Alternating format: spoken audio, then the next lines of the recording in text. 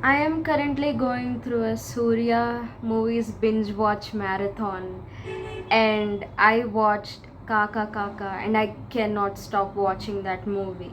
My absolute favorite part of this movie is the constant subtext. I mean, there's this underlying themes of death and there's this melancholic BGM playing. I mean, the film starts with Uire Noire, and the second verse is all about death. Lyrics like Padamengum Savin Ranangal, Naragamagum Kadal Kanangal. And I also love that in the visual of the song, she's constantly running away from him. He's trying to catch her. And also, there's this one particular sequence where the entire location looks like a graveyard.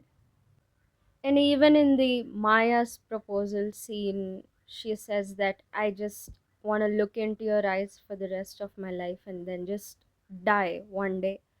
I mean, at this point, with all of these themes imbibed in your subconscious, it's not even like a shock factor thing when she dies at the end. You almost saw it coming, which is my favorite thing because he's not trying to make a film of shock factor thing, is more theme based movie. And also, I Wanna Be a Woman, written by GVM. I mean, what a delight to see someone like Maya on screen. She is I'm so used to seeing this stereotyped damsel in distress, it's always the hero who is flirting, and it's always the hero who has a sense of humor. But Maya is funny, she's witty, she's charming, she's also flirting with him. In fact, she asks him out on a coffee date first. I mean, that's such a delight. They've become my favorite movie couple. I mean, the romance works so well, the way they flirt with each other, the way they look at each other, the eye contact, and when he's walking her out of his house, he's constantly holding her hand. All of those things are so beautiful, and just saying that they both are, wife and husband in real life, that's why the chemistry works so well. That's just dismissing them as actors. I think it works so well because both of them are solid performers. I also love small details like how he introduces Maya to the auto guy and he says that he's gonna marry her. I mean, it essentially adds nothing to the story, but it lets you know about Anbu Chelvin, what sort of a guy he is, and he is like friendly and stuff. It's just, satisfying. And coming to the main theme of the film, I was fine until the moment, that last moment when he opens the curtains. That's when I lost my shit. I bawled my eyes out.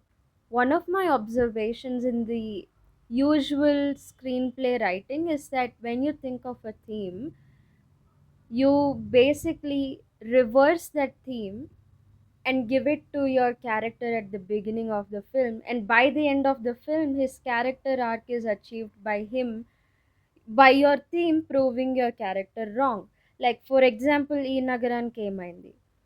Let's say that movie's theme is all about realizing that mundaneness in life and relationships in life are more beautiful than, the materialistic things that you're running behind. And at the beginning of the film, the character is running behind materialistic things, but at the end he realizes that relationships are more important. And in this film, Anbu Chelvin is initially scared of relationships because he might lose his partner due to the line of his work. But at the end, he was right. His biggest fear became true. And personally, I believe that there is no character arc.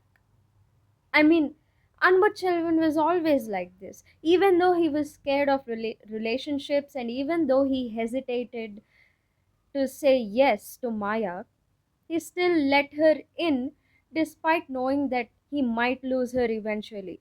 And I think that Anbu Chelvan is not just brave enough to fight somebody, like, not just brave enough to let someone throw acid on your face, but turns out it's not acid, it's water actually. I mean, who does that? That's crazy.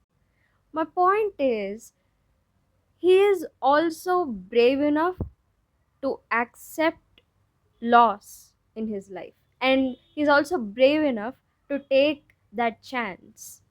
And something that hit me like a train at the end of the film was when you see him coming downstairs, getting ready, wearing his uniform, just like any other normal day, and you're half expecting to see Maya, but she's dead, she is no more. And he's just getting ready like it's any other day, and then him just opening the curtains, and that's it. I mean, that is how life is.